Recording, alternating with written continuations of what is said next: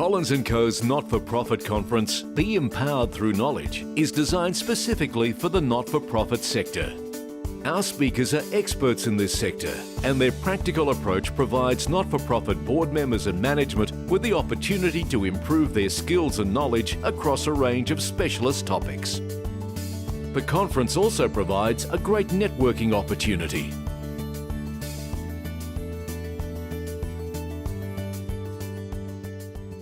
I now would like to welcome Raphael Goldsworthy to the stage.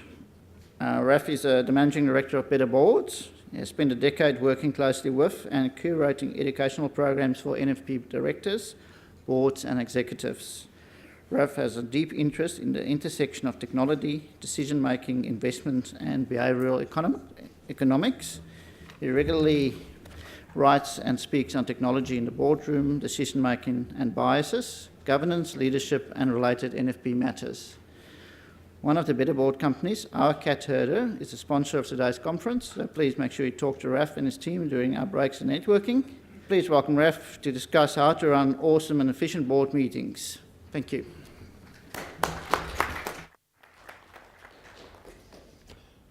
Thanks, Rag. Good afternoon, everyone. Normally I intro myself, so thank you very much for that. Now I don't have to say who I am. So I'm here today to talk about running awesome board meetings. Of course, the board meeting is a critical part of any board, almost the part of the raison d'etre. And so today my aim is to give you some practical tips and thoughts from my time spent working with boards and executives in the not-for-profit space, and all our work is in the not-for-profit space exclusively. And so hopefully you'll come away with something practical you can do to improve your meetings, or it'll just get you thinking at a minimum about whether or not you could improve your meetings. I love this quote from Marjorie Pruger from her book on meetings, which is, it's only natural for each of us to think of our way as the most appropriate way. We inherit the way, often in the board context, we inherit the way that we run our meetings from our predecessors, and we just keep going as it was before because that's the easiest way to do it, and this is the way we've always done it, it's the right way. I suppose the biggest thing I'd like you to take from today is the questioning about, is the way we're currently running our board meetings the right way? Could we improve it? So, the key question is, are your board meetings effective? I'd love to see a show of hands of anybody who feels that their board meetings are effective 100% of the time. Yeah, unfortunately we've all been to those meetings where there's a meeting where someone's late, where nobody's read the agenda, where we spent hours discussing the new number plates, and this is a real example, new number plates for our fleet of cars, rather than actually discussing any of the matters that were tabled for discussion in the agenda. So the question is, why effective board meetings are important, and what makes an effective board meeting? I think probably the effective why is probably fairly clear to most of you in the room, but what makes an effective board meeting? I would say that the main outcome that you want from any board meeting, or any meeting of any kind, is that you want it to deliver value for your organisation. The value that you take away may be different for every organisation, and the value that's created will be different, but that's really the core frame in which we should be thinking about improving our meetings. Is the way that our board meeting is running, is it delivering value for the organisation as a whole? Otherwise, if your board is not delivering value, what is the point? So how do we ensure that our board meetings are consistently effective? And I hope that you'll get some ideas from today about how you can make them consistently effective. But I think that the core, going back to the very beginning of the organisation, the presentation, the core way to make them consistently effective is by questioning and thinking through, is this the correct way, or could this be done a better way? I always like to frame my presentations within this context of thinking of your board as a strategic competitive advantage. A strategic competitive advantage, for those who may not be familiar, although probably many of you are, is a unique advantage that an organisation has that cannot be replicated. And I would say that the board fits into this frame in the sense that the unique mix of people and skills that they bring to the board, the organisation's history, the way the boardroom operates, all come together to form a highly unique way or advantage for your organisation if harnessed in the correct way. Now, thinking about it as a strategic competitive advantage or through that frame gives you potentially new ways to think about your board as a whole, as opposed to just, oh, we're just a group of people who come to a bunch of meetings and make some decisions. If you are generating strategic competitive advantage for your organisation, then you want to be nurturing that, you want to be providing resources for it, you want to be improving it all the time to not only maintain but increase the competitive advantage it provides your organisation. It's also important with boards to recognise that they operate in this triangle of power, politics and personalities. Most of the fundamental problems that we see in the boardroom and I've seen, while I'll go through some sort of more technical pieces, most of the problems actually stem from one of these three, or the interaction of these three things. And when one gets out of kilter, we see all sorts of problems in the boardroom. You probably think back to your own experience and think whether power plays that have caused problems in our boardroom. Is it a personality? It's politics? It's probably all three, or a mixture of. And it's good to be cognizant of this, because no matter how many improvements we make, if these get totally out of whack, and there's a whole another board dynamics presentation that could be done on this, if these get out of whack, then your board meetings and your board as a whole are definitely not effective. But some of the tips and things I'll share today, along with improving this, can also just lay the bedrock to then fix some of the other fundamental problems you might have around your board table at different times. I think the biggest key for improving board meetings is often understanding at a deeper level why everyone is actually on the board. What are their motivations for being there? Why did they join the board? How long do they intend to stay? What do they feel they bring to the organisation? And that understanding creates a group environment in which we can actually work together as opposed to against each other. Now, there's no one right answer to this. It may be possible that you have people on your board who are there just because they want to raise their profile and add to their resume. I'm not here to pass judgment on that. That is okay. As long as they are able to bring value to your board during their tenure, then I don't think there's anything inherently wrong with that. And there may be other reasons for joining the board. As well, as we all know, you might want to give back to the community. That is also 100% great for the board and great for the organisation, as long as you're providing value. Next tip, review your constitution and ensure you're familiar with it. I would say that there are plenty of board members and chair people who have never even bothered to read their constitution, which is quite disturbing, but I've definitely come across plenty of people who never have. So I would say if there's one thing you do today is go and have a read of your constitution, even if you're not the chairperson, understanding the structures within it and what it's outlaying for your organisation and the board in terms of term limits, tenure, quorum, all those sorts of other things is critically important, because that frames and creates context for how your board can operate, and even can tell you, have you drifted off course from what was originally intended? Are some of these things as relevant as they were 50 years ago as today? And so I would encourage you to look at it and ask if parts of it are still relevant. Of course, there's going to be legal implications, and I'm not suggesting you should remove things that should be there legally, but I think fine-tuning it and double-checking it, making sure you're familiar with it and the rest of the board is critically important to improving meetings. Board size. We believe that the magic number on your board should be 7. The reason for this is that there's been quite a bit of research done by various organisations, Harvard, Wharton School of Business, etc., that suggests that once you go over a group of 8, that you increase the communication overhead to a point that it becomes untenable, and communication overhead being that communication between all the different people within the group becomes unrealistic. There was another piece of research that was quite interesting, and the exact name eludes me, but I read it a few weeks ago, which suggested that every person added to a group of decision makers over basically over that threshold of 7 or 8 people, adds 10% in terms of, or 10% detriment to the decision quality of the group. So basically, if you get to 14 people, then that would suggest to me that basically you've got a 100% reduction in the quality of decision making.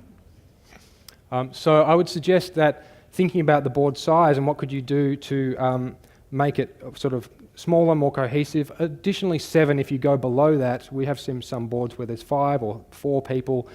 If you go below the number of 7, the research also indicates that you basically cannot then introduce diversity into the group, whether that's gender or age or cognitive diversity or whatever it might be in terms of diversity. You can't introduce that if your group gets too small. So there's sort of that middle ground is how do you find a size that works, and 7 from the research seems to be about the right number. So the chair is a really critical part of any good meeting and effective meeting, and having a good chairperson is a blessing. It's just a huge asset to the board. So if you can find someone or train someone to be a good chair, then you're winning. I would suggest that having someone versed in meeting procedure or more formal meeting procedure is a good idea, simply because while the informal nature or more informal procedures or ways of meeting are becoming more prevalent as we sort of progress as a whole society, that actually the sort of parliamentary procedure style can be important, particularly if you've got problems in your boardroom around that politics personality.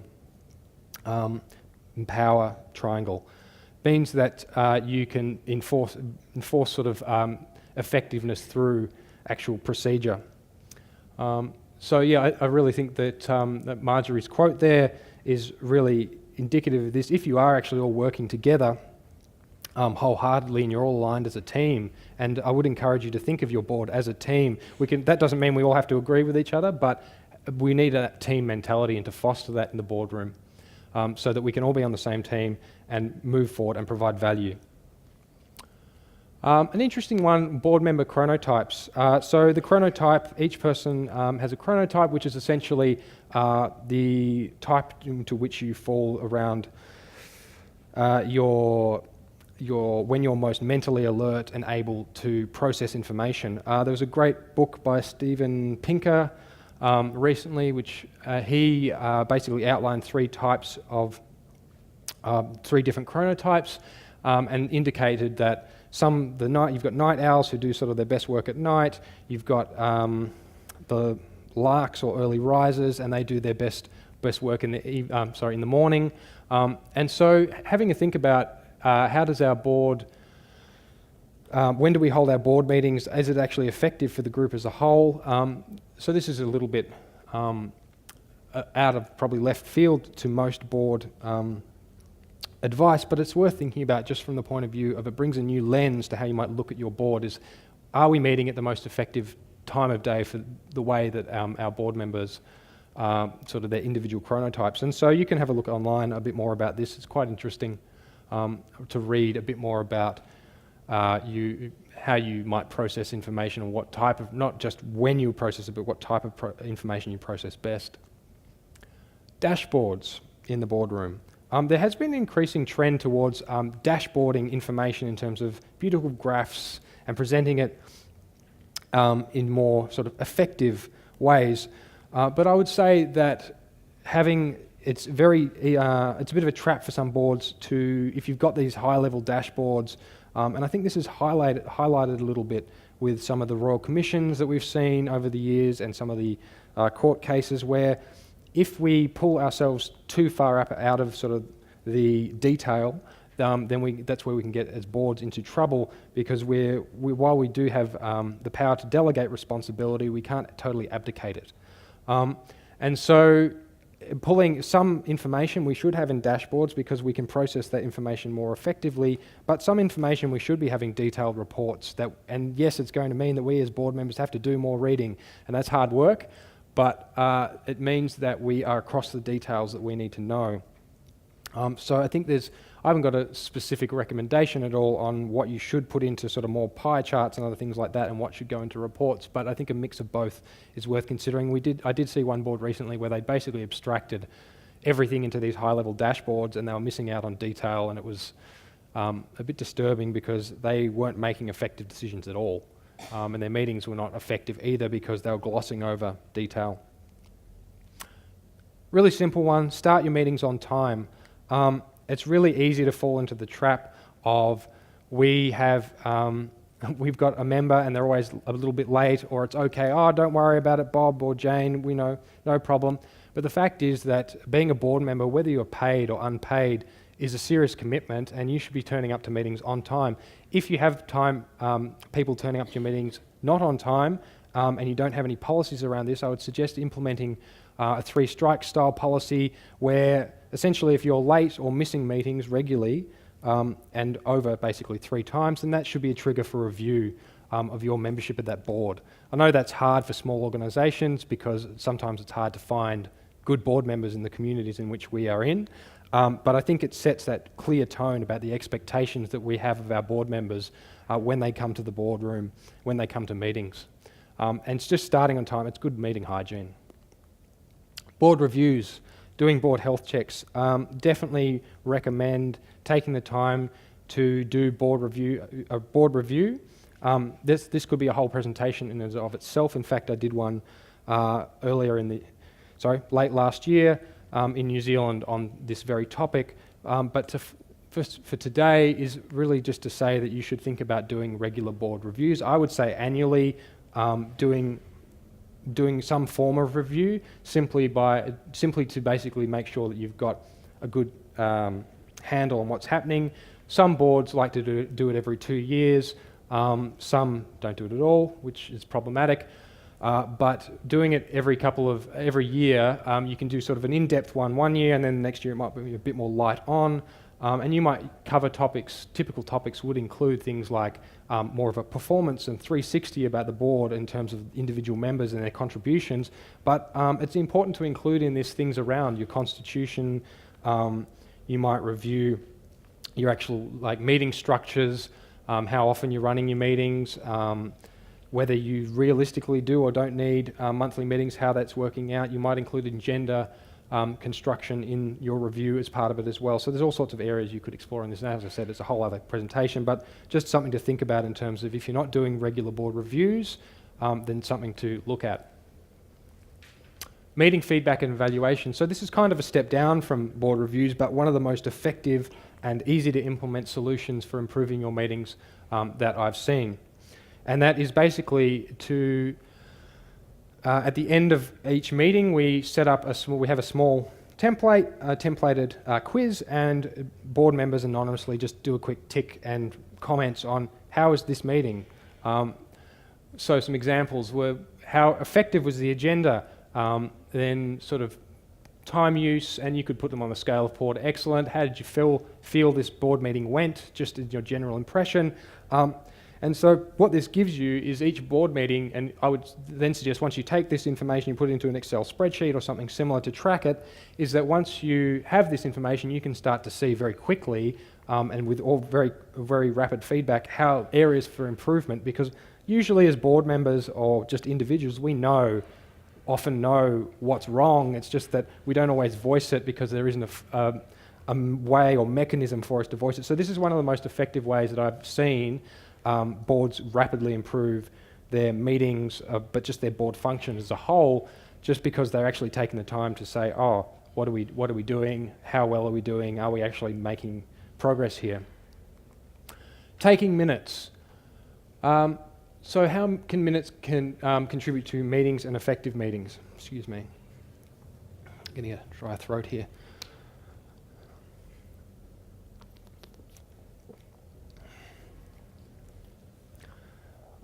So taking minutes and board effectiveness, minutes are clearly a critical piece of the board equation. Again, the recent financial inquiry, the Haynes inquiry, Again, highlight, and I know that it wasn't for the not-for-profit sector by any means, but again, highlight, if you read the report, highlights just how important minutes are to our meetings and to our boards in terms of decision making and that adding value. If we gloss over them and they're too brief, then we lose that context. If they're too detailed and we're taking detailed minutes, then we possibly we're adding too much and wasting too much time. We probably shouldn't be adding, and I have seen this in a set of minutes, we shouldn't be adding that board member X said that the cake this week was really fantastic. We should be looking at much more brief minutes, and you can go for sort of the action-oriented minutes, which is sort of becoming more pervasive, where it's very much action-oriented, or you can go for sort of slightly more verbose, but it means that if we're capturing them effectively and then we're reviewing them effectively, we can actually see that our meetings can improve because we're not wasting time rehashing if they're effectively written. Using agenda templates, I've seen a few agendas board meetings where agendas are completely different in terms of layout and structure every time the meeting happens. It's less common these days than some of the earlier on, but definitely something that I've seen a few times where people they have no template, so they just whack up the minutes, the agenda, and they whack up a totally different one next time. And this is a problem for meeting effectiveness purely because as a director, if you've got to go and actually decipher the agenda every time and figure out where everything is, then you've got a bit of a problem. So the agenda structure should be clear, it should be concise, and it should not be too deep. I've seen agendas where it is headline, agenda item A, agenda item 1A, 1A, 1AAA type deal, and so the problem with that is it just gets too deep and it loses that concise nature, so it just becomes painful to navigate. And so we recommend generally that you shouldn't really be going much deeper than that's three levels under the main, but the less deep you can go, the better. It just makes it more readable, more legible, means you can move through. And if you've got that much or more than this in terms of business to go through, possibly suggests that you might want to run more meetings more regularly. We certainly don't want our meetings to be too short. We also don't want them to run too long. And so finding and reviewing your meetings and having a think about what is working best for us, and actually going back and maybe tweaking how often we're having meetings might be a good solve for this for your organisation. Time restrictions on agenda items.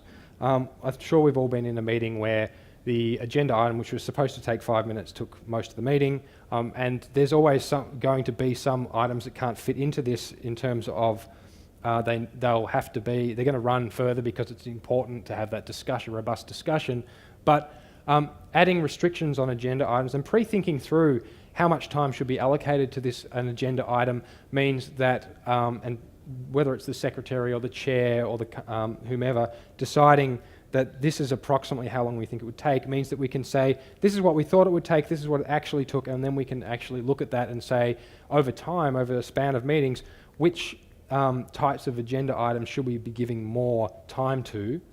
Another way of doing this as well, if you're just getting started with, we're going to want to add time limits or approximate times we think it's going to take to our agenda items, is do a simple weighting, like on a scale of 1 to 10, and basically say, all these agenda items, which do we think is the most important, and start to push some of the more important ones that are going to take more time into the front of the meeting so that you're getting through critical stuff as opposed to leaving it till later.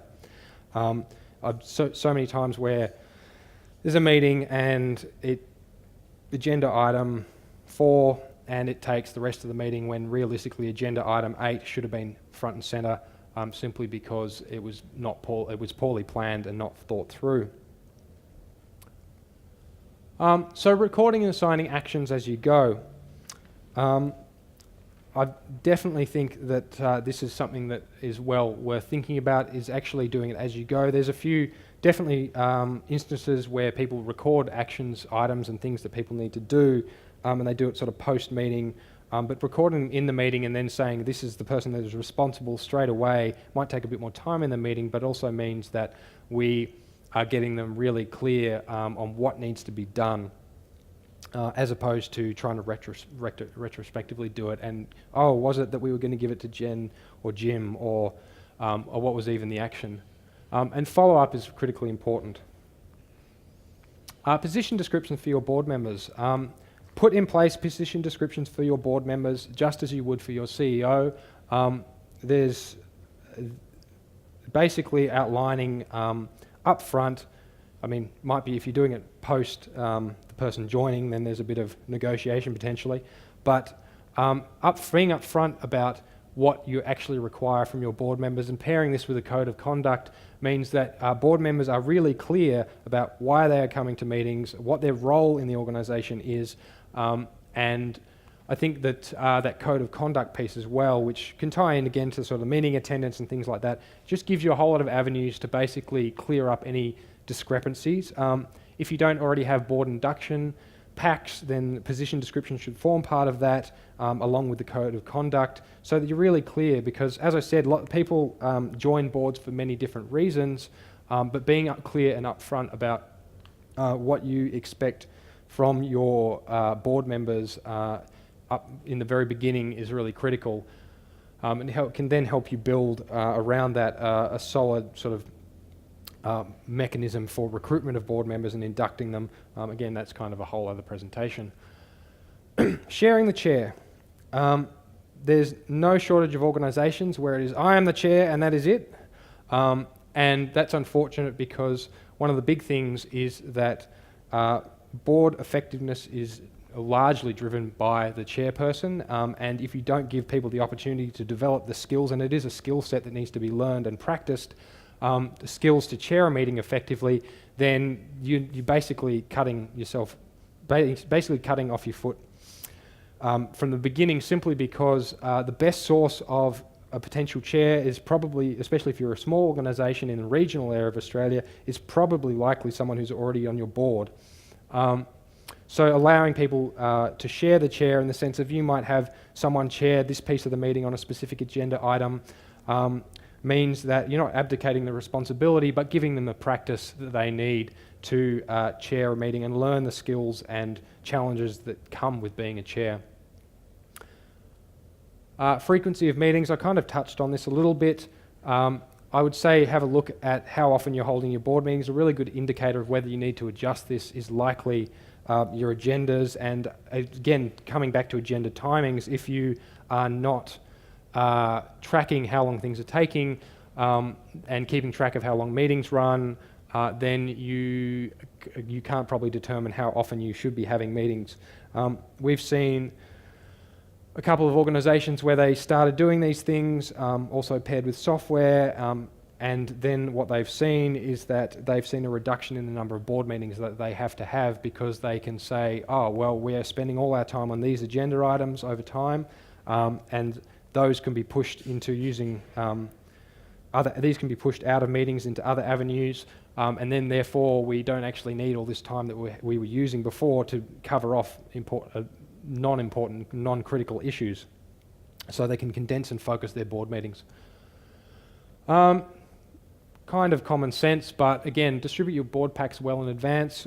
We've definitely seen plenty of organisations where we've gone in and we say to them, oh, you know, what's happening with your board packs, and they're saying, oh, people never turn up to the meeting having read them, it's just terrible, and then you dig a bit deeper and discover that they only distributed them the day before. We need time to digest information and reflect on it.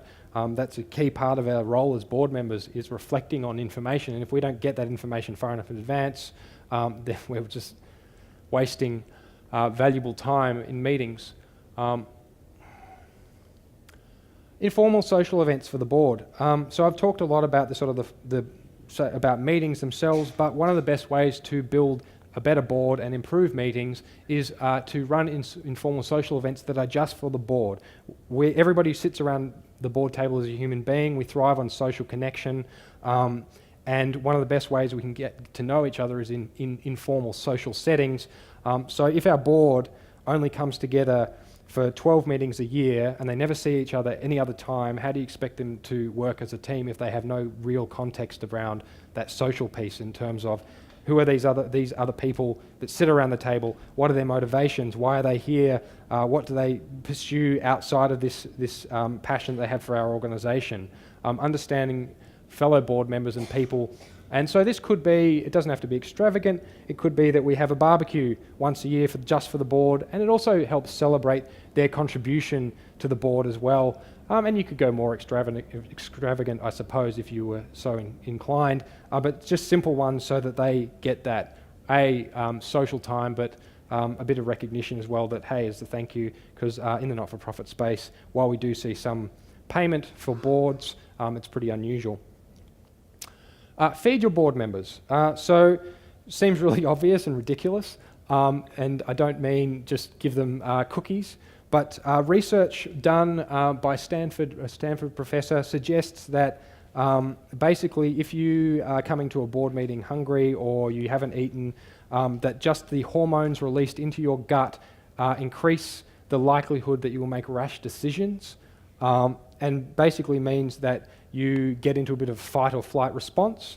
And so we all know probably if you go to the supermarket, when you go shopping at the supermarket and you haven't eaten yet and you're a bit hungry and you start picking up stuff that you shouldn't have, this is kind of the same.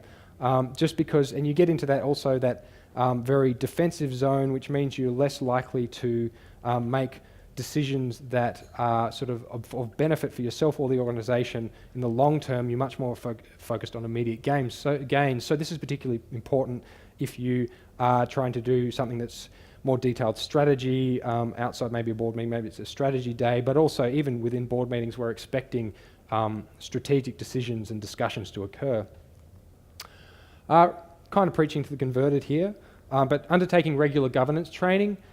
Your knowledge is kind of like a muscle in terms of if you don't use it regularly or train it, then it atrophies, and governance is the same. A lot of us, there's probably a few people in this room who spend a lot of time immersed in the governance space, but for those of us who don't, then staying up to date is just really important, and keeping across what's happening. It doesn't have to be a whole conference, it could be a webinar, it could be just reading an article once a month. In fact, we recommend that at a basic level, most boards should in their board packs include a new article once a month from whether it's Better Boards or whether Collins & Co produces, the updates for the sector, or it's third sector, whomever it is, including articles and reading materials for board members to take a look at to keep their governance knowledge up to date is really important. Leverage technology. So I mentioned about improving, reducing meetings, so you can use technology. One thing I would just say with this is don't put the cart before the horse. Technology is not going to solve all your problems in the boardroom. We do have some, as a group that has a board portal solution, we see a lot of people who come to us and say, oh, we're going to use this and it's going to fix all our problems. It's like we say, and I'd say to them and also to yourselves that if you're going to introduce technology, do it once your board's a bit more stable, and then it can sort of add fuel to the fire, as opposed to we chuck it on and it sort of smothers it and creates more problems. So yeah, we've got our cat herder, check that out. I'll be out there having a chat to anyone who's interested. Questions? I know that's a lot of information to digest and I've whizzed through it and skimmed over, but any questions, happy to answer.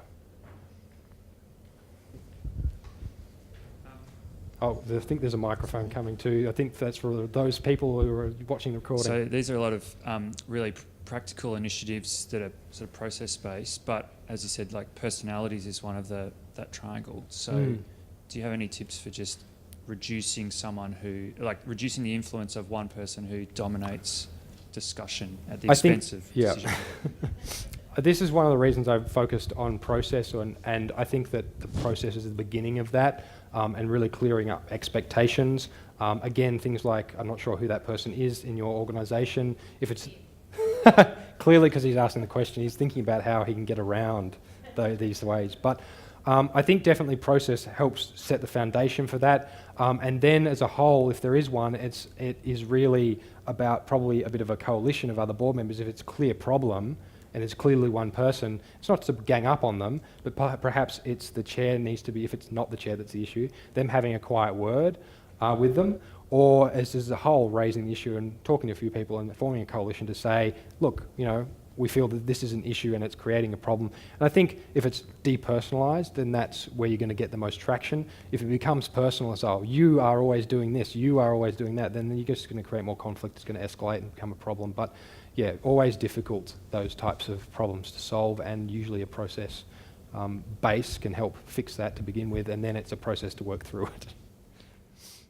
it. Raphael, Ian Corcoran here going. Quick ad.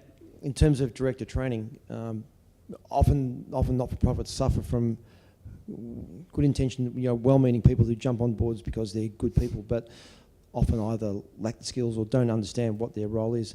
As directors, there's a lot of governance. Well, there's a couple of major governance players in that space. Institute of Company Directors is one of those, or Governance Institute Australia. My recommendation is that if you're a not-for-profit board, that you establish a budget for director training, and in that way you've got the opportunity to send directors and do that formalised training, and there are a number of, like I said, organisations that can do that, which will help answer questions like the one the gentleman just asked, because there are ways and means of being good directors if you understand what your role is and how that should go. I agree 100%. I think there's lots of options out there for governance training. I'm mindful in the not-for-profit space that we don't have unlimited budgets, and there's a lot of free stuff out there. And one thing that I read a quote from a governance professional recently, which I thought was quite striking and something that's often not talked about, which is executive success does not automatically translate to success in the boardroom. I think that's really something to consider, because a lot of us who come to the boardroom come from deep executive backgrounds, with a lot of experience, but that doesn't translate to director experience. And I would also say on qualifications that unfortunately, while there's lots of great organisations out there that provide governance training, qualifications and letters after your name does not automatically translate to good directorship either, unfortunately. And that's proved by the Haynes Commission. Recently there was a lot of letters after names of very important people who made very important and disastrous mistakes. So I think that for not-for-profits, set a budget, and it doesn't have to be a lot of money, but set it so that you've got it. Let's agree 100% on that budget piece, and then start to think about where you think it's best to allocate those dollars.